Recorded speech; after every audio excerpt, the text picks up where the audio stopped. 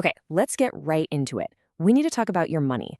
And I'm not talking about investments. I'm talking about the cash that you assume is perfectly safe just sitting in your bank account. Because right now, there's a quiet mistake that millions of people are making, and it could be costing you a whole lot more than you think. And look, that's not just some hot take. It's a conclusion from somebody who's spent decades in global finance. This isn't some small technicality we're talking about. It's a fundamental error that, frankly, the entire modern banking business model relies on you making. The real question is, why? No, seriously, think about it. Has your bank manager ever called you up and said, hey, you know what? We found a much better place for your cash, a place that actually helps you out? Of course not. It's never happened. And it never will. Their entire model is built on the gap between what they earn with your money and the tiny, tiny fraction they decide to give back to you. But that's just scratching the surface. Because what's building in the background right now goes way beyond just getting a bad interest rate. There are pressures converging on our financial system in a way we really haven't seen for decades. And they're creating these deep cracks that, honestly, most people just can't see yet. Do you remember when Silicon Valley Bank collapsed? Most people just wrote it off as some weird, niche problem for the tech world. That was absolutely the wrong way to look at it.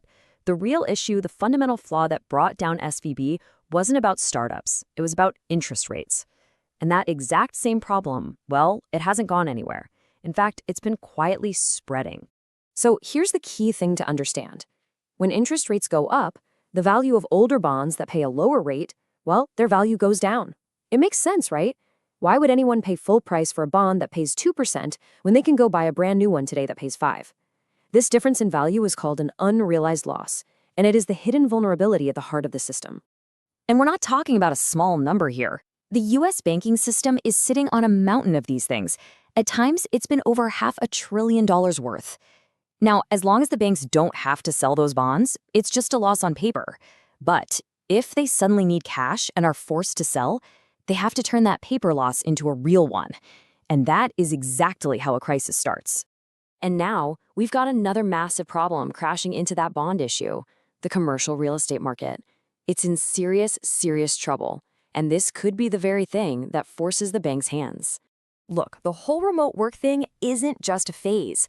Office vacancy rates have just exploded. So you have these buildings that were once worth hundreds of millions, and now they're half empty, not making nearly as much money, but the massive loans on them, they're still there. And when those loans start to go bad, the banks take the hit. Their cash runs low, and they get pushed closer and closer to having to sell those underwater bonds we were just talking about. So who's really on the hook for all this?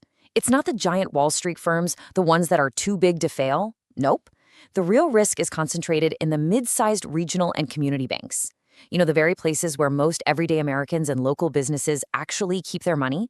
These are the banks with the least amount cushion to absorb these kinds of compounding problems. Okay, so this is where all that big systemic stuff lands right in your lap. That 10 grand you have in your account, it's facing 3 separate, very real threats right now, and most people are completely unaware of any of them. Threat number 1 is the silent killer. Inflation. Your money is literally bleeding value. Because of all the inflation we've had, your $10,000 today buys what about $7,500 bought just a few years ago. So while it's sitting there earning, 0.5%, you are guaranteed to be getting poorer in real terms every single day.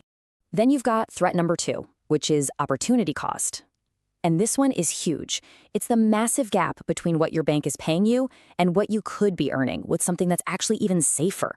Right now, U.S. Treasury bills, which are basically you lending money to the government for a short time, are paying around 10 times more than the average savings account. And the third threat is something called concentration risk. Look, even with FDIC insurance, if your bank were to fail, your access to that money could be frozen for days, maybe longer. And if you're relying on that cash for rent or bills or an emergency, even a short delay can cause a major crisis. You're taking on the risk of a single point of failure, and you're being paid almost nothing for it. So the point of all this isn't to panic. The answer is to be smart and deliberate. So let's just walk through a really clear, simple plan to protect the money you've worked so hard for. If you have somewhere between, say, $10,000 and $50,000, the solution is surprisingly simple. You can go straight to the government's own website, treasurydirect.gov, and buy treasury bills. You're essentially cutting out the middleman, the bank, and lending your money directly to the U.S. government, which is considered the safest place in the world to put your money. This one move gets your cash completely out of the commercial banking system's risks while earning you way more. Now, if you have larger amounts, the strategy just builds on that. Between $50,000 and the FDIC insurance limit, you'll still want to use T-bills for your extra cash, but you should also probably start looking into the financial health of your specific bank. And if you're lucky enough to have over that $250,000 limit, the name of the game is diversification. Don't keep all your eggs in one basket. Spread it out over different banks so every single dollar is covered by that FDIC guarantee. Now, you might be thinking, okay, I get it, but what's the rush? Well, there's a reason this isn't some abstract problem you can put off.